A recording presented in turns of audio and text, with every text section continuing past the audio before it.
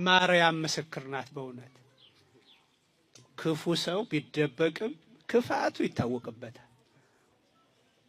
እንደ የቱንም ያህል ብናስመስልም ክፉ ሰው ይገለጣል። እንደ ተደበቀ ይቀራል ብላችሁ ነው? ይገለጣል አንድ ቀን።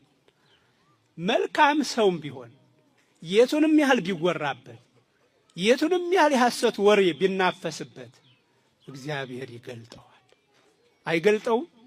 ማርያም ምስክር ናት። በእውነት እኔ እንደ ሁሉም ሴቶች አይደለሁም አልወጣም ብላ ባትከራከርም ስለ ራሷ እሷ ባትመሰክርም ከነቢያት ሄደህ መስክር የተባለ አይደለም። ከሰማይ ከመላእክት ወገን ገብርኤል ሄደና ከሴቶች ሁሉ ተለይተሽ አንቺ የተባረክሽ ነሽ አለ። እንዴት ደስ ይላል! አንቺ የተባረክሽ ነሽ። ይኸው መሰከረላት። ደግ ሁኑ፣ መልካምን ሁኑ። ሰዎች ያለ ስራችን ቢያወሩም ቢያስወሩም አይክፋችሁ። ሁነን አንገኝ ብቻ።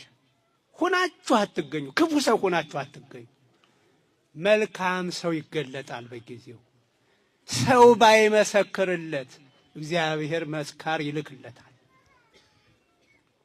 ለእማ አርመሙ እሎንቶ አይባን ይኬልሁ አደል ያለው።